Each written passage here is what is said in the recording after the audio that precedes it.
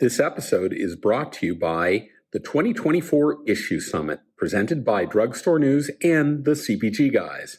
AI is all around us. Data is fast becoming a commodity. Personalized loyalty marketing has been the name of the game. Omnichannel shopper journeys are today's path to purchase. Issue Summit is a must-attend event for manufacturers, suppliers of the retail chain pharmacies throughout the market.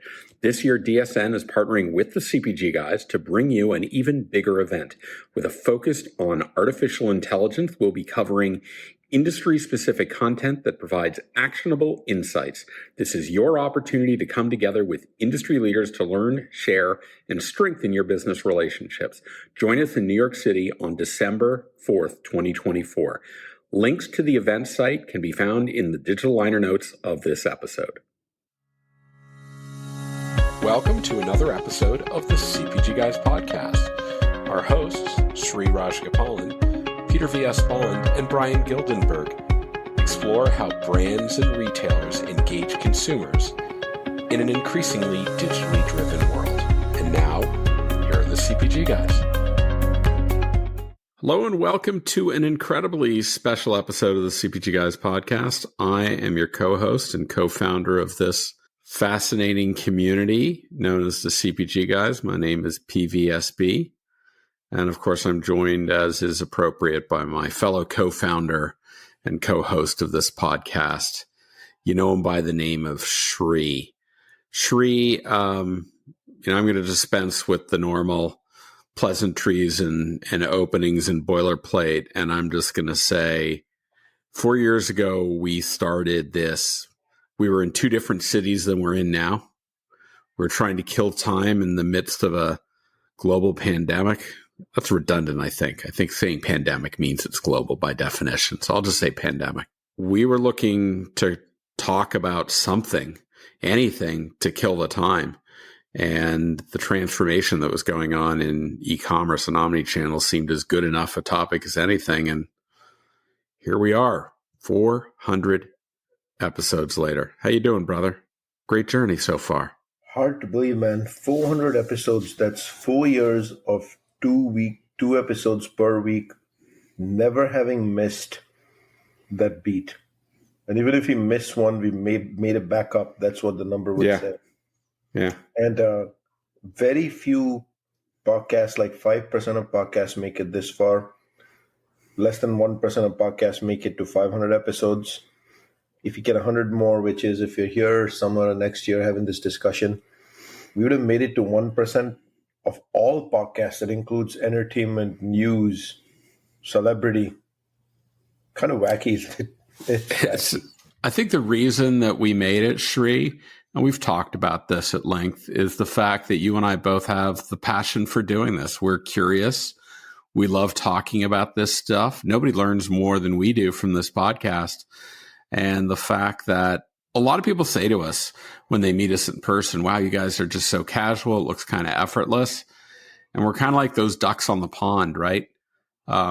We look like we're gliding calmly over the water, but underneath our legs are kicking like crazy because you and I, we sweat every detail. Who to invite on, in what cadence, what questions to ask.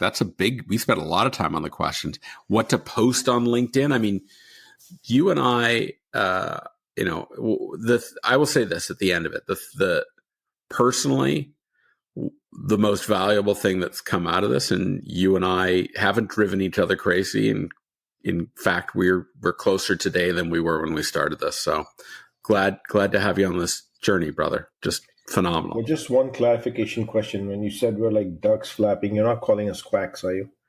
No quacks. We're not quacks. We look like those birds on the lake that are just moving along but underneath, crazy paddling, because we put a lot of work into this. We put a lot of work into this podcast, but it's a labor of love, and we've been blessed by it. We meet so many incredible people.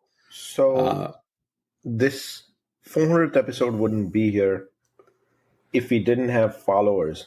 And I want to say thank you to everybody over the course of the 4+ years has followed us and gotten us this far for 400 episodes.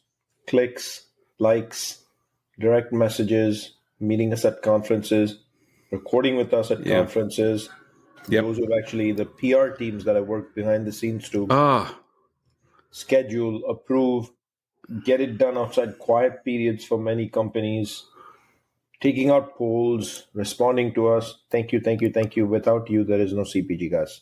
Yeah, we have so many great friends in this industry, from as you mentioned, the PR teams at a lot of the great retailers, some of the brands, and some strong advocates for us, sponsors and whatnot. It's made this such a tremendous journey for us. So I am excited. This 400th episode, we had 200 episodes ago. Halfway through the journey we're at now, we welcomed a guy named, remember what his name was, Sri? I think it was Seth Dallaire, right? He was the newly minted Chief Revenue Officer at Walmart. That's right, and Peter. It was exciting to have him. He's our most downloaded episode ever. Yep. So we're going to raise the bar this time, and hopefully we'll get double as much downloads, because 2 years have passed. We've got double, triple the followers. Yep. If we don't triple that number, we're doing something wrong. Yeah. So you know what I think so what we did, everybody, is we said, let's bring Seth back for episode 400. He did so well. Let's double it up. Let's go for 400, double or nothing. And what was best is, Sri, we recorded this episode in Cannes, France, at the Cannes Lions International Festival of Creativity, where, I mean, again, blow my mind. You and I were invited to be hosts of an event that Walmart Connect was co-hosting with Flywheel at the Walmart suite and rooftop patio. And we had while we were there, the morning before that event, we sat down with Seth and we recorded this episode. And one of the things I loved about this is you and I love to banter. We have fun with each other. And this particular day, we were like those two Muppets up in the balcony in the Muppet Show. We were taking our shots at each other. And I turned to the PR team from Walmart and I said, I am so sorry that we're doing our imitation of the Bickersons. Don't worry, we'll edit this out. And Julia Thornton said, don't you dare. This is pure gold. You have to keep this in the episode. So folks, what you're about to hear is inclusive of the raw and unedited CPG Guys in their native forms. I hope you're going to enjoy it. It should be fun. Wait, you're saying there's edits behind every episode? Nah, we do a little bit of editing here and there. A couple of coughs out of the way and some ums and ers. But it was... Hey, in the midst of all this, Peter, one of the things I do want to say is... Yeah. Congratulations to you, man. Sustaining 400 episodes, full-time job, young kid, no joke. Thank you. And how about you, helping to guide the careers of your two superstar entertainment daughters, along with your wife, Kavita? The Raj Mahal entertainment empire has been growing, and it's been such a joy for me to see you move from that 2-bedroom apartment in New York City on the West Side to now living out in LA. And, one of your daughters has flown the coop and the other one is probably not too far behind. Soon an empty nester, but you're enjoying every minute there. And it's really incredible. Shri, I was just thinking, you made mention of without our audience, we'd be nothing. Absolutely agree. And I would just say this to our audience. There's one thing you can do for us, and it's help spread the word.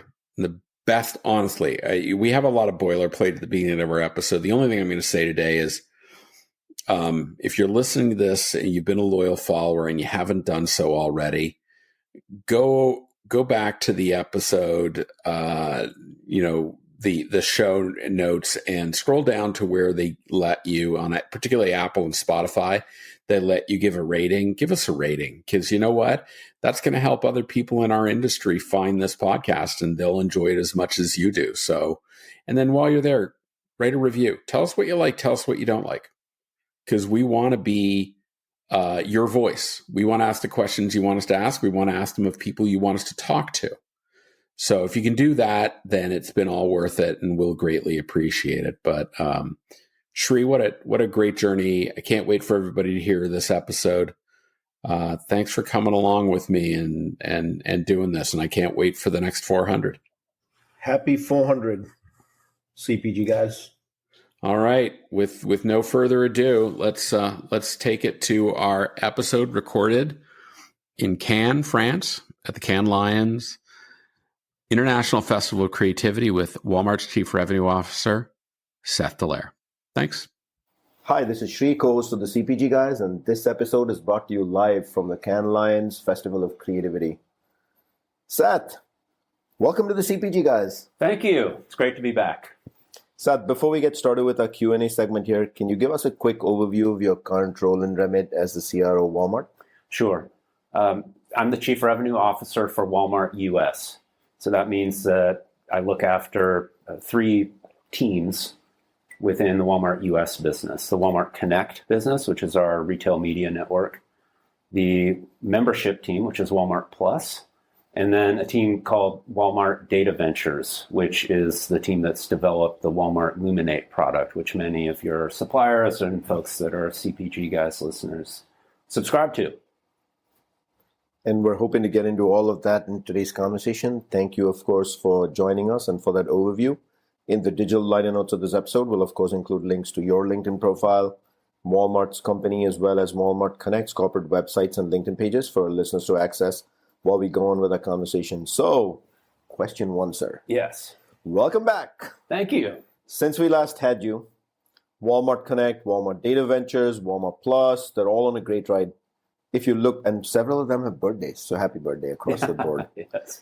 If you look back at the last few years you've been here, do you feel the magic moment has arrived overall for Walmart Connect and in your role as CRO?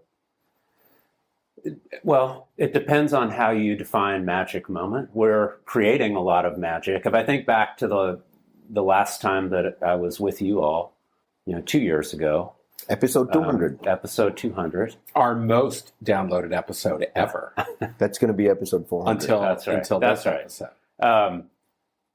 We've had, so 2 years ago, we were really, I would argue, at the beginning of our journey in terms of having real emphasis behind advertising and monetization of our site and monetization in stores, like transactional data that we may be sharing with marketers and suppliers.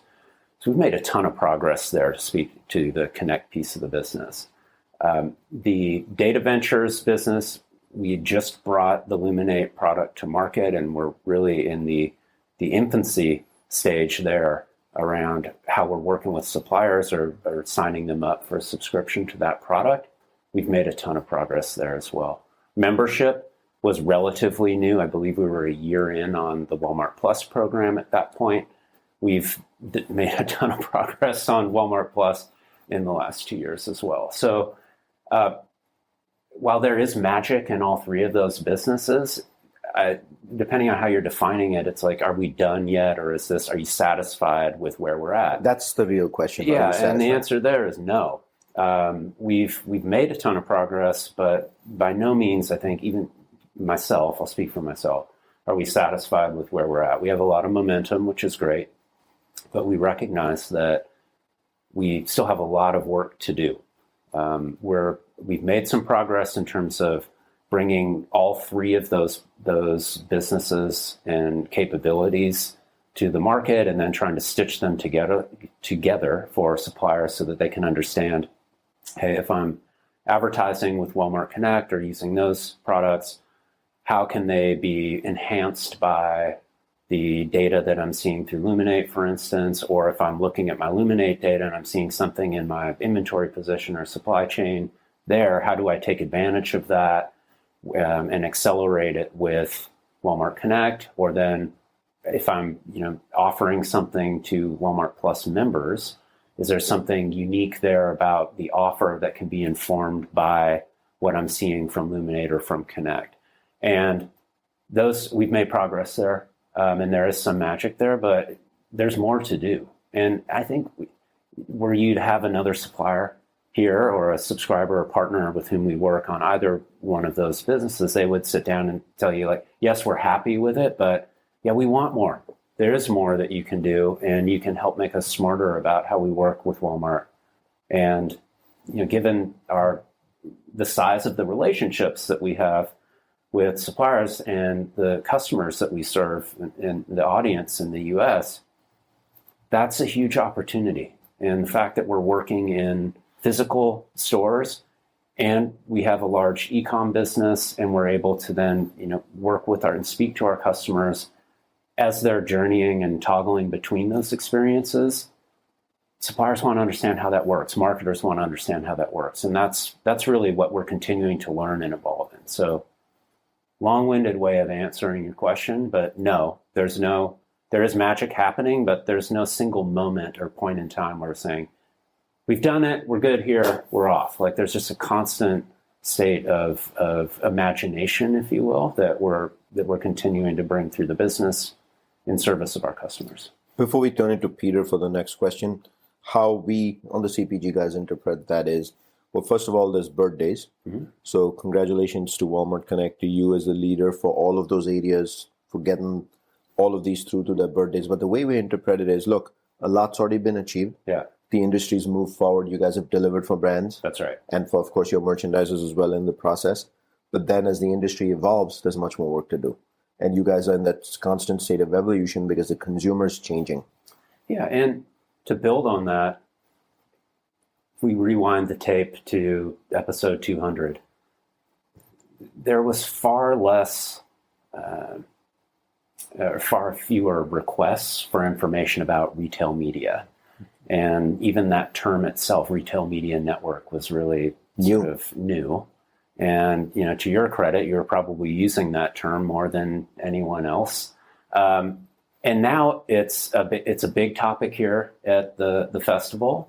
And it's a big topic in our industry, is really like, well, this is the ascendant offer in terms of digital advertising or advertising writ large. And how is it that, how much more opportunity is there, and why is it different than anything else that I'm doing in advertising? And that conversation is evolving rapidly. And as more and more retailers are coming into the space and saying, hey, we have an offer, whether it's a media network offer or whether it's just a straight data broker play, there's a lot of interest, and then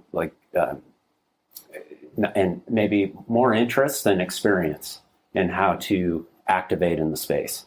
And then you have different retailers who are stepping into the space of different sizes and different capabilities that create complexity for the brands or the agencies that work in service of those brands. So that topic of conversation is it's louder and more frequent than we've heard it before. And so we have a certain place in the industry where we have made progress, but every supplier, as you know from your work history, or agency, is saying, hey, make us smarter about this, help us speak to customers more effectively, and then help us understand how we can improve share on the shelf, or improve the way that we show up for customers at the point of sale, whether it's digital or physical. And that's what we're here talking about. I did tell Peter we should have been the opening keynote here at Canal Lions, but he didn't believe that we should have done that. So, do you agree? I'm just kidding. Well, look, in all seriousness, the emphasis on creativity in the Palais, and the creativity is largely one of, by advertising definitions, creative. So what type of copy are you bringing forward? What type of sight, sound, motion, activations are you bringing forward in environments that maybe, or countries where you may not have seen them or been exposed to them, where we can bring that work forward and celebrate it? I mean, we got two different copies here between the red and that's right. Jackie Robinson. Yeah, but there's creativity in data, right, and in how you show up or merchandise products. I firmly believe that. I love that creativity. No debate. And that line of between advertising and merchandising is blurring. and it's becoming the same thing in many cases, certainly from a digital standpoint. But if you don't think there's some creativity in how you show up or represent your brands when they're on the floor physically in a store, like you're not defining creativity. It's too narrow a version of creativity. Yeah, it's a shame if a brand doesn't. So it could be a topic up there. And we had last year I spoke at the conference, and it was the first time I had done it. This is my 16th can. You heard it here. Next year, CPG Guys with Walmart Connect on stage. I think there's something interesting there. I do. Seth, we're interviewing on stage next year. Yeah. We're moving from a conference room to the stage. How about that, man? I think it's time for the next one. He's giving me the evil eyes. I've been trying to clear my throat for 3 minutes. If you keep interjecting every 5 seconds to keep me from doing it, thank you. Let's go. All right, Jackie Robinson, we're going to edit that out. Don't worry. Giving PR a nightmare here, but yeah. See, this is the real magic, Emma. This is us just... How's it going, Emma? It is something. Seth, welcome back to the podcast. We're so glad to have you. Let's delve into the core of what you mentioned. 2 years ago, retail media was a relatively new term. Now it is all the conversation, rivaled only by artificial intelligence and Gen AI, probably at this event. But retail media is growing at an incredibly rapid rate. This channel of media has the attention of retailers, has the attention of brands, and Walmart Connect is very much in the lead position, driving a lot of that.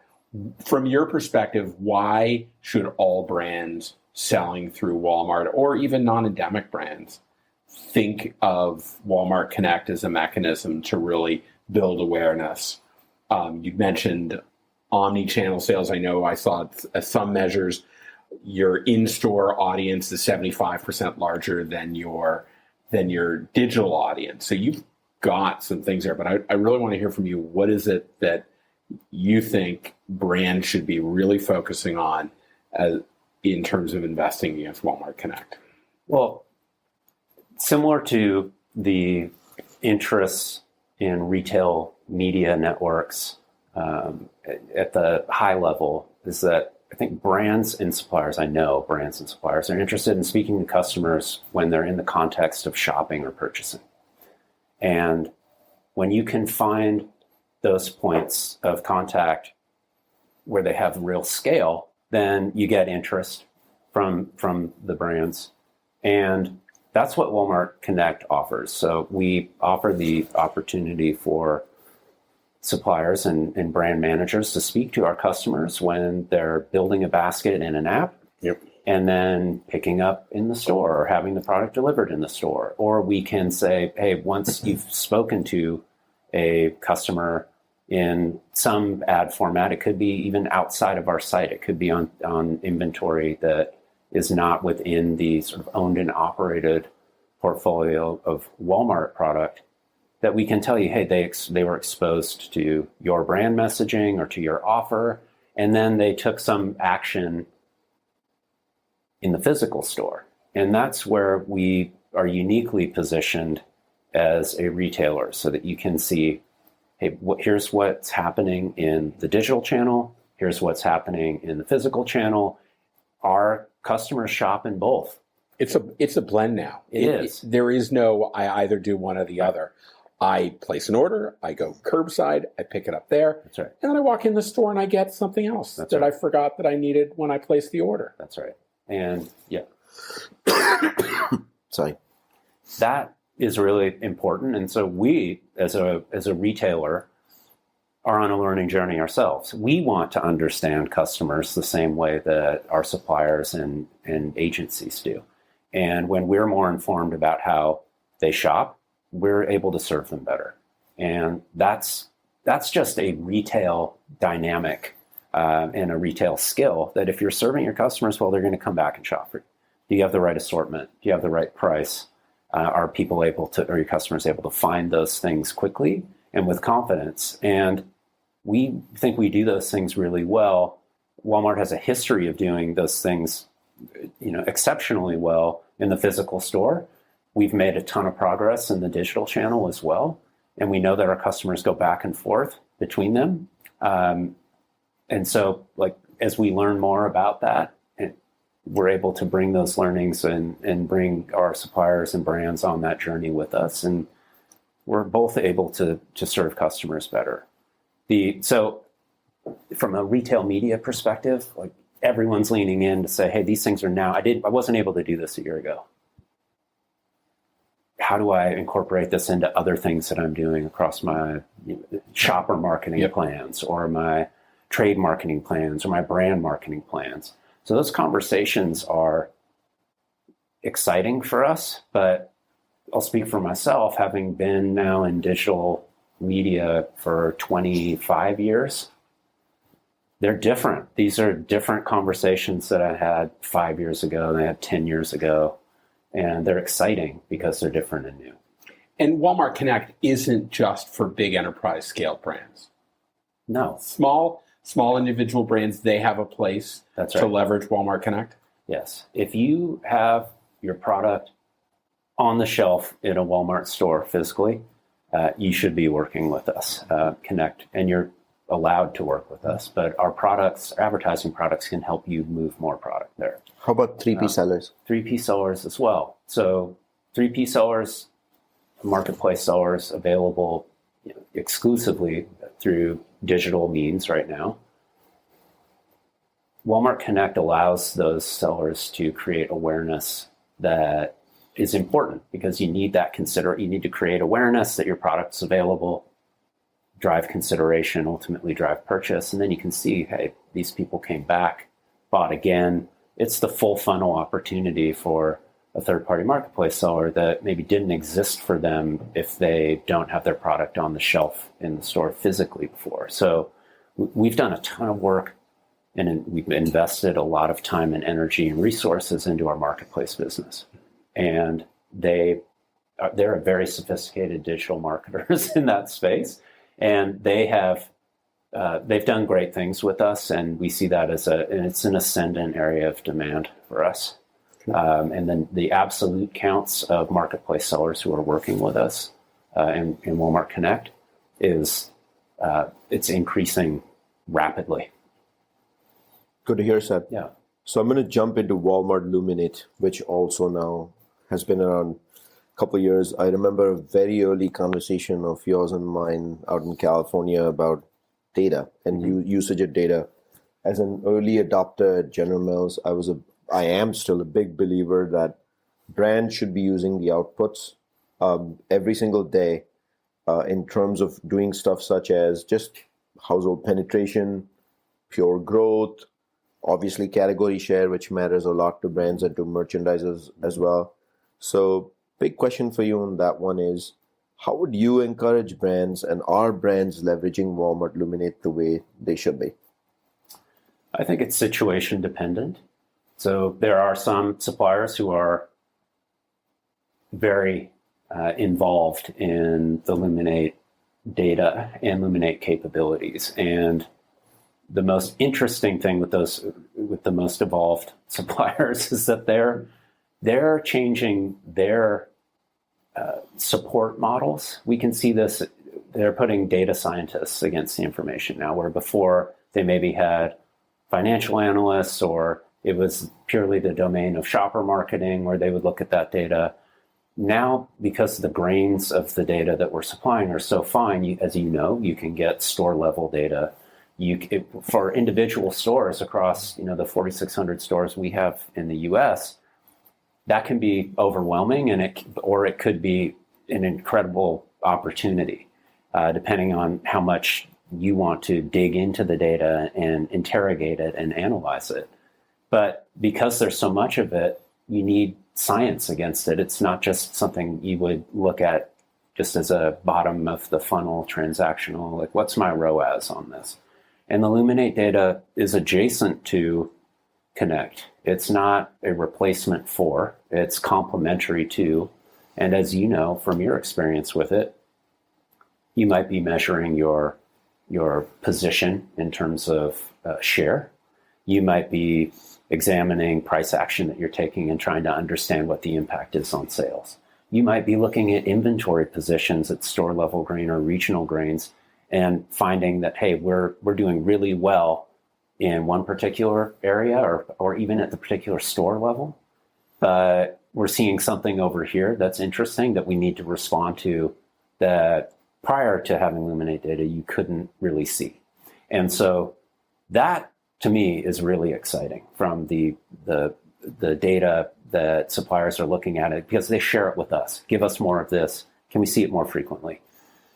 Additionally, we have had capability through customer perception product where we're able to allow suppliers and brands to speak with customers in ways that maybe have been traditionally in the domain of panel-based conversations that have been, the N on that panel might have been pretty small. We can get real scale with real Walmart customers that have been in the category, that have purchased these products, where if you're bringing innovation, like a flavor variant or something that you may have been familiar with, the innovation conversation with the retailer, super important. The retailer looks at innovation and says, okay, if I'm going to take this product and put it on the shelf, I'm displacing something else. So you understand the opportunity cost of what's the hurdle rate I need to hit here to bring this new product or innovation in if I'm going to push another supplier's product off the shelf. Or you as a supplier might look at it and say, hey, if I have a finite amount of linear inches on the shelf, I'm going to put in a new product. I'm displacing one of my own. What's the hurdle I need to hit? That conversation back and forth between the merchant and supplier, super important. The data can inform it now from customer perception, give you a better idea, like better with this, our customers like these things, these needs are not being met.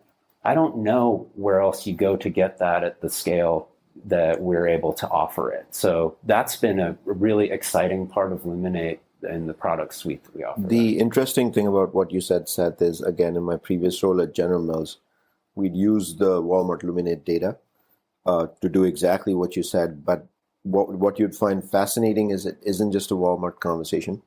The Walmart Luminate data actually helps a brand lead it for the entire nation. Because you know that what goes out of Walmart, everyone else wants to have the ability to kind of chase that as well. Yeah. So it kind of sets the tone for a shared position nationwide with innovation and the hurdle rates nationwide to know if you can cube out trucks. Like who would have thought something coming out from Walmart Luminate could result in some supply chain action on the brand side, but that's exactly what's going on. And to talk about retail media networks and my own personal sort of career history in e-com or data and advertising or some combination of those three things. Here at Walmart now, I'm familiar with cube out on trucks and where we're moving pallets of things and how Walmart goals suppliers on getting inventory positions into stores so that we better serve our customers. That aspect of retail media network is, as far as I know, is unique in my own experience and something that is hugely accretive to value on the supplier side in the enterprise. That's not just a marketing spend. And if you can't speak that language or you're unfamiliar how those two things or how you bring all that capability together, it's not just an ad buy. It's I need the ad buy to work with my supply chain. I need to understand my inventory positions here. Those things are coming together now with what we're bringing to market. So talking about magic, there's some magic that's happening there. We have a lot more work to do, but that I feel way more informed about how I interact and show up or how our teams at Walmart show up to work with suppliers in service of our customers because we can see those things. So Luminate is the commercial product that is run by the Data Ventures group. Mm-hmm. So let's talk about that endeavor. What else is going on there? We talk a little bit about it on the podcast, but what should we tell our audience about Walmart Data Ventures in a broader sense beyond Luminate that they need to be aware of and how that's going to help brands connect with Walmart shoppers? Well, they should know that we're going to continue to invest in Data Ventures and in Luminate capability. We're excited about what we see there for our suppliers and certainly as a business and a new business that we're developing at Walmart. But And so we'll continue to look for capability. We announced some things like Insights Activation recently with Luminate, where we're able to help suppliers understand pre-purchase activities with our customers that may inform how they bring their merchandising forward, or how they set up their plans for the fiscal year with Walmart, or it may inform a media plan. Historically, when you look at retail media networks, everything is post-purchase. I bought this ad placement, we showed it to this customer or this audience, they took this action, you look back at it and say, great. But on the planning side, the media teams want to know, hey, what can I do to plan to get in front of this? Am I looking at this the right way? So we can use some of those Luminate insights to inform that process going forward. I would also say, and this may be less visible to the sort of external or supplier and media community around Luminate, is that we also use this information internally. So there's an audience of merchants and buyers at Walmart and store operators where they can look at the information and use it to serve customers better as well. Are we buying the right product and buying enough of it? Are we flowing the product to the right stores? Do we have the right assortment? Is it accurate in what we're receiving? Those things, they sound very tactical, but at Walmart's scale, if we're able to create efficiencies there, even small ones, you're talking about inventory position in the store. If it's not at the shelf, is it in the back of the store? An associate can now look at their device and say, okay, I'm looking for this item. It's not on the shelf. Do we have the inventory in the back of the store? I need to go and get it. If it isn't, we're flagging that and sending it back into the supplier to bring it into the store so that it's available. Because the last thing you want to do is, I'm sure in the connection with Walmart Connect, is you don't want to be advertising products that aren't necessarily available for them to get. And in our the store. suppliers don't either, Peter. No? So that's waste right there that we're looking to reduce. But from a labor perspective, if you're a store operator, is there some way that I can help an associate pick that basket faster? So I'm not sending that person from the front end of the store or near the front end of the store all the way into the back of the store and then back out again. That might be, let's say, a half mile of foot traffic, and then it may be 15 minutes of time. You can start quantifying the amount of cost from a labor perspective for us, for a store manager that might say, hey, I need, labor is an important item in their P&L for any particular store, obviously. So the more that we can help our associates and store operators be more efficient in terms of how they're using that time, the better we're able to serve the customer and manage costs. So that's excuse me. That's an important aspect of why we're going to continue to invest in Luminate as well. A reminder to our audience, you're listening to episode number 400. We recorded this live at the Cannes Lions Festival of Creativity in Cannes, France, and we are with Seth Dallaire, Chief Revenue Officer of the Walmart Company. Let's talk people. And obviously you have a very large team that executes all of this with brands, as you mentioned, your retail merchandisers as well. How do you ensure your teams are staying abreast of new technology, especially in the MarTech world has morphed? I think I saw a graphic last week from eMarketer, 14,000 different products in MarTech, which is absolutely insane. So how do you guys stay abreast of these new technologies and trends in the industry? And then inflation has obviously hit us all hard, especially those coming into a Walmart to shop, right? How's your team helping merchandisers get ahead of that? So again, Seth, the first part of this is, how are you guys staying abreast of all the trends in tech? And then how are you helping Walmart kind of do the same as a result? So in terms of trends in tech, events like Cannes Lion are important for us because we have the opportunity to meet with some of those, some of the 14,000 MarTech companies that may be wanting to have a conversation with us, or maybe working with some of the suppliers with whom we have established relationships. So that's important. You have to be here to hear that. You have to be able to pick up on trends. Like I've heard this particular capability is important, and we weren't hearing that last year, or we're hearing it more frequently. And so what are the companies, or, who is providing that capability? And then is there a relationship that we can have there? Those are the types of conversations that happen here. Similarly at CES, those are the two big industry events for us. And you hear that's important. We need to it's not just about Walmart here talking. We need to listen and hear from suppliers and about industry trends. Seth, certainly we believe strongly that there are two events in the industry which have shaped themselves as leading in the MarTech space. Yeah. And if you're in the MarTech space, whether you're a service provider, whether you're an RMN provider, whether you're a brand, you have to show up. The first one is CES, where we believe from a timing perspective, that's when the year is discussed. That's right. And then here's when you get ready for the next year. Yeah. Is that reasonable? Or you do a check-in, mid-year check-in, and then you're getting ready for the next year? Yeah, it's situation dependent based on, your publisher business. I would say from a retail perspective for Walmart, yes. So the CES at the beginning of the year, we're just coming out of holiday. You're able to say, hey, what was State of the Union? Did we have a great holiday? What were the learnings that we had there? And then you may have already locked in, or you're in the process of commitments that you're making with suppliers and merchants. And so that's important. Similarly here, we're checking in, like, where are we? We're halfway through the year. From a retail perspective, you always have holiday at the end of the year, sort of in seasonality for back to school, holiday, two huge events for retailers that are looming. And so are we set up appropriately, ready to execute against plans there? Is there anything that we need to do to adjust in order to do things better or bigger? All those things are on the table here. So, and then you talk strategy as well. The audiences, Sri, are different.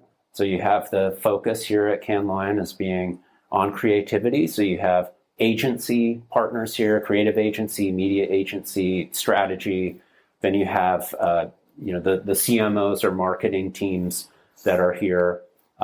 Whereas at CES, I find that you have a real emphasis on buying. So you have people, merchants walking the floor of the actual trade show, and maybe even writing purchase orders on the floor, or talking about plans for assortment for the coming year.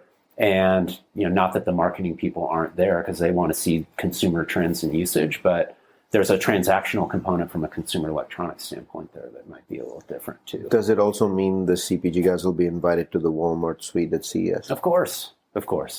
Gotta show up in Vegas. You are, boy, you are always fishing for an invitation. There we go. Look, and you love to refer to us in the third person a lot. I've noticed that too. Aren't we the CPG guys? Oh, are you Peter? Goodness. He's Peter. Isn't that the real We're a collective proof of celebrity status? Is when you're referring to yourself in the third person? Legends in our own mind. Yeah, what we are say. That. But my kids are going to make me famous. All right. So I made mention earlier the fact that by some measures, Walmart's in-store audience is about 75% larger than your digital audience. Our friend Andrew Litzman talks about the next wave of retail media being very much about in-store engagement. I think you have to kind of adjust well, you can tell me, do you have to adjust your expectations of what are capable? We're used to a very highly personalized world in owned and operated or offsite programmatic advertising. And the one stat that I know that Sri and I live to is the fact that we both cut the cable years ago. We're part of that group that Andrew refers to as the unreachables, the ones that don't have linear television. And so talk to us about how Walmart Connect is preparing the in-store environment to help brands connect with people like us who aren't necessarily watching linear television, which drove a lot of the upper funnel awareness and discovery advertising that our brands are now looking very diligently on how to replace now that linear television is waning in its influence. And for the record, I'm glad he said unreachables, that could have gone anyway on anything else. So I'm glad. There you go. Well, on the in-store experience, this is where I believe Walmart is uniquely positioned given the scale that we have in terms of our physical store footprint across the U.S. And then also the approach is that we are really investing in ways to speak to customers. And a couple different developments there, certainly since the last time that we talked. So one, we've just launched our ability to do digital out-of-home through our TV walls within the stores, and made improvements to how we're able to serve and measure advertisements through there. So you may be shopping in the store and see, an advertisement from not only an endemic advertiser of someone who has their brand in the store, but you may see a non-endemic advertiser there who wants to speak to customers. They're moving. Because your audience is very valuable to right. even brands that aren't selling through your physical stores. That's right. And so that context of shopping is important, but there's also opportunity for tune-in, for instance, for entertainment. If you know that there's a live event that may be happening that evening, or you want to remind someone to watch content while they're in our stores shopping for a new television, for instance, or they're in that part of the store where they may be exposed to that message. That's new. And then those screens that show up in the store, we'll continue to look at ways that they can serve customers, and if they can allow for some type of messaging there that's accretive or has some utility to the customer, then we'll continue to invest there. But that's relatively new capability for us on the ad serving side, which we're excited about. And I'm an avid user of Walmart's Scan and Go capability. So I start to think about that as a potential opportunity for you to deliver highly personalized and contextual advertising to consumers, because the TV wall, it's a little challenging. You don't necessarily know that I'm walking by the television wall. And so it's going to be relevant, but it may not necessarily be personalized.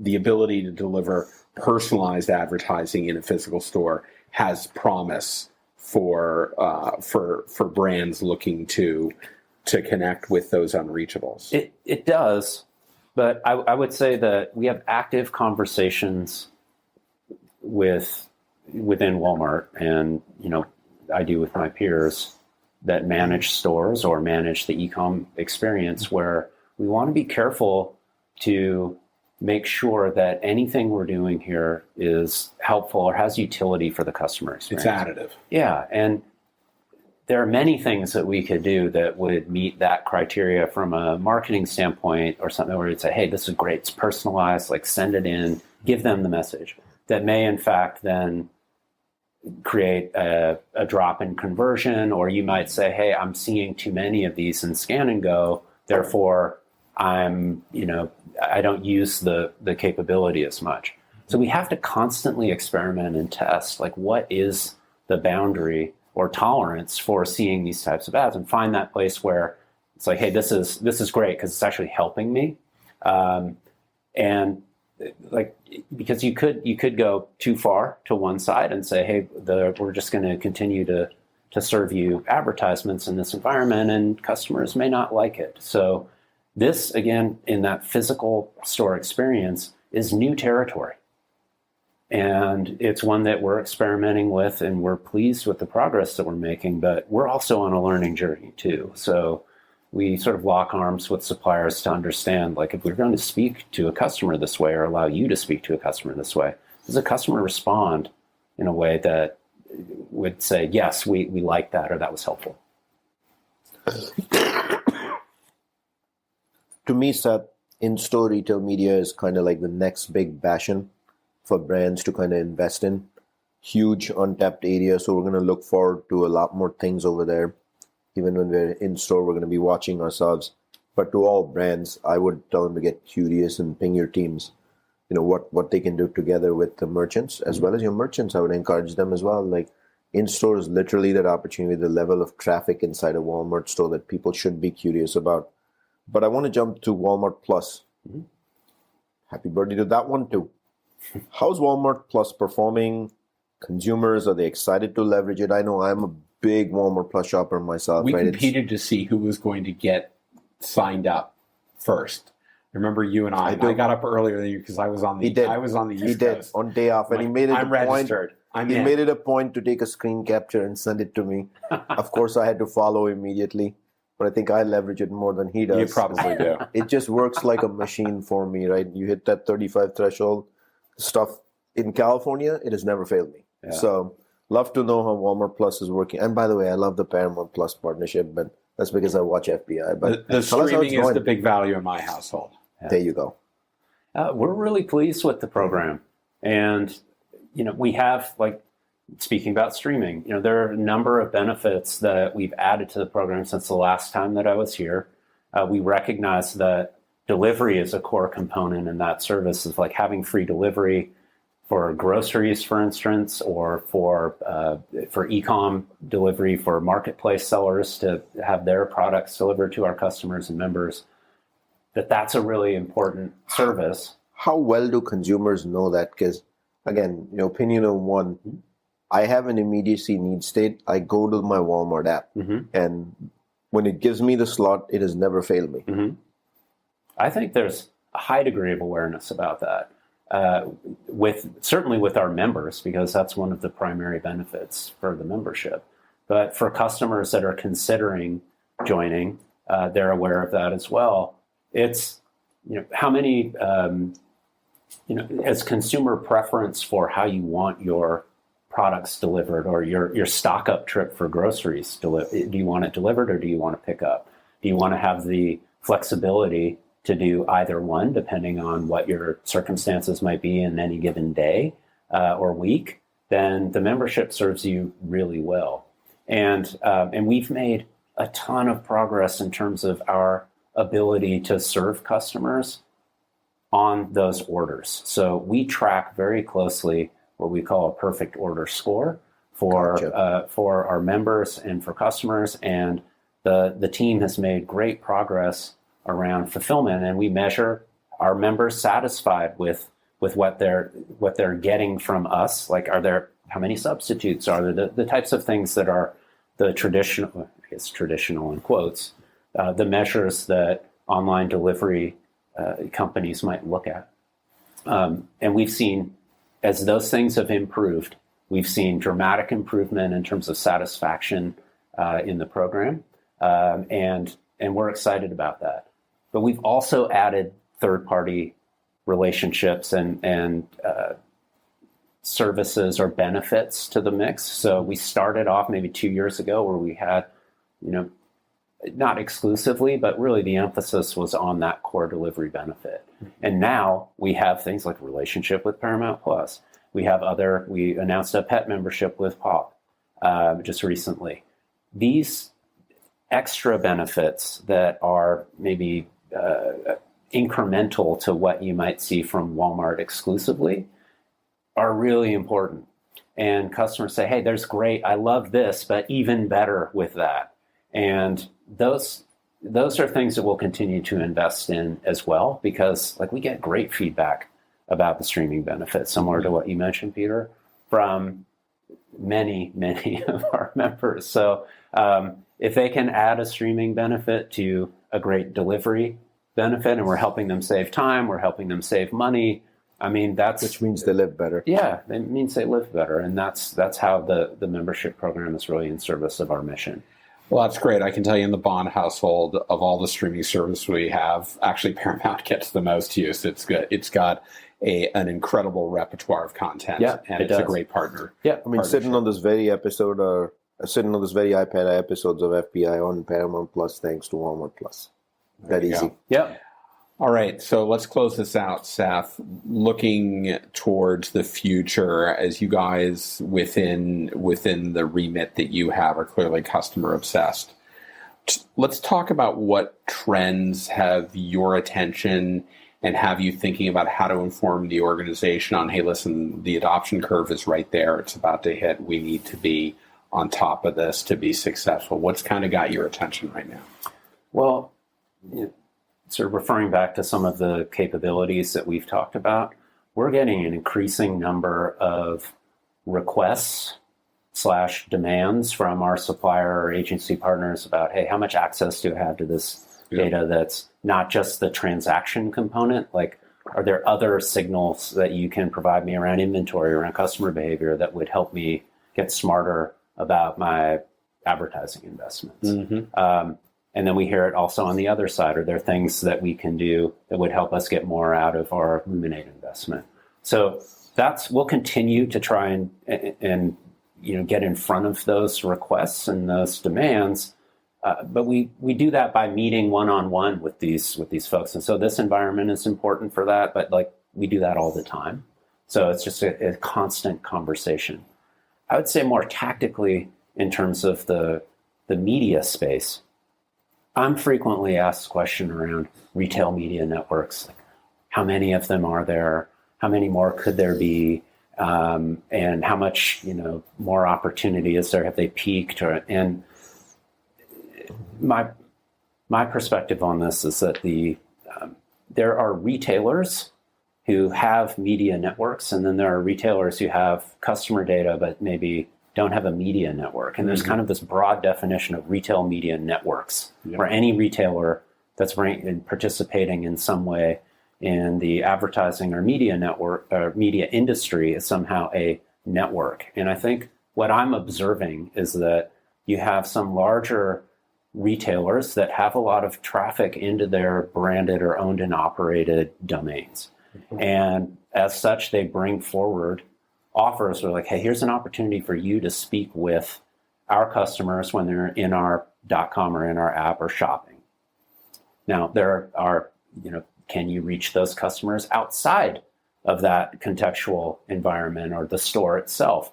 And we have a great relationship with the trade desk where we've had a lot of progress there in enabling that. But there are many retailers where that creates complexity, and maybe you don't have the scale of operation, or you're so niche that, hey, you have the signal, but you're not bringing a media network forward. You're actually offering some type of opportunity to speak to a customer. And in that sense, it's more of traditional sort of data broker relationship. So I do think there's some bifurcation, or like the definitions of what a retail media network are maybe different. And we have a unique position in terms of our scale, but then because we're omni-channel, we can do some things that are pretty cool. But understanding how the industry is seeing retail media networks and sort of how much more opportunity is there beyond just bottom of the funnel transactional attribution. We're working on top of funnel, other points of contact with customers through our network, and that's an important part of the conversations here. But it's also a trend where I think there's, what more can I bring to the table beyond just the transactional part? That was the most important entry point. We have a real scale there, but what leads to the transaction, and then at what point can we speak to the customer that can, make that the bottom of the funnel, the aperture at the bottom of the funnel larger? Interestingly, Seth, so I'm having breakfast with the IAB on Thursday. Our very topic of discussion is going to be, last count, there's over 100 retail media networks.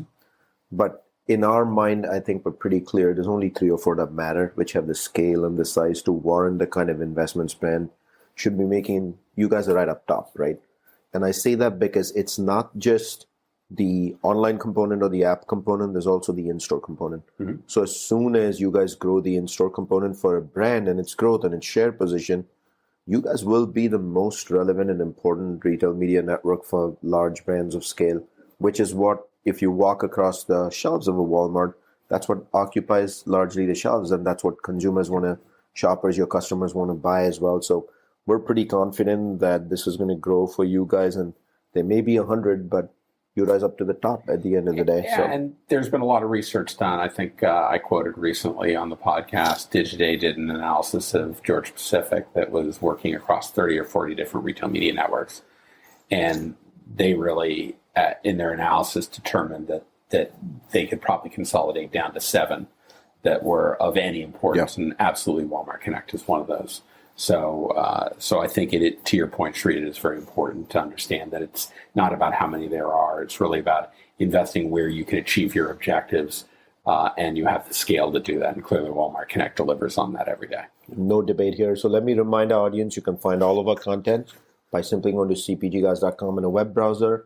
If you think you or your company has some thought leadership to contribute to a community discussion, drop us a line, an email at contact@cpgguys.com. Again, that's contact@cpgguys.com, and maybe you can join us too.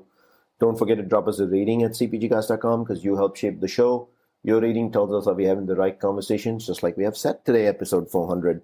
And thank you for the 33,000 plus followers on LinkedIn, all the DMs, likes, clicks, comments. You shape the show, you tell us, and we try to deliver exactly what you want on the show.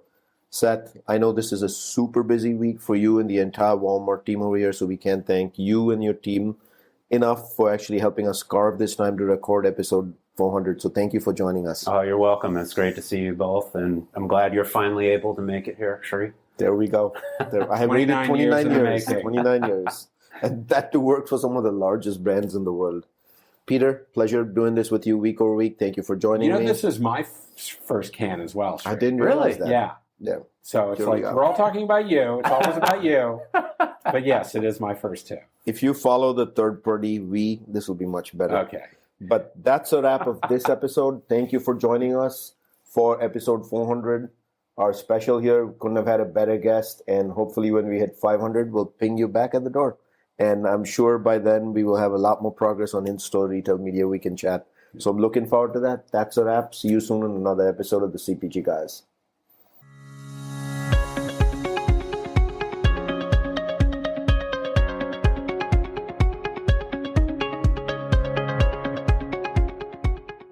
The content in this podcast episode is provided for general informational purposes only. By listening to our episode, you understand that no information contained in this episode should be construed as advice from CPG Guys LLC or the individual author, hosts, or guests, nor is it intended to be a substitute for research on any subject matter. Reference to any specific product or entity does not constitute an endorsement or recommendation by CPG Guys LLC. The views expressed by guests are their own, and their appearance on the program does not imply an endorsement of them or any entity they represent. The views expressed by CPG Guys LLC do not represent the views of their employers or the entity they represent. CPG Guys LLC expressly disclaims any and all liability or responsibility for any direct, indirect, incidental, special, consequential, or other damages arising out of any individual's use of, reference to, or inability to use this podcast or the information we present in this podcast.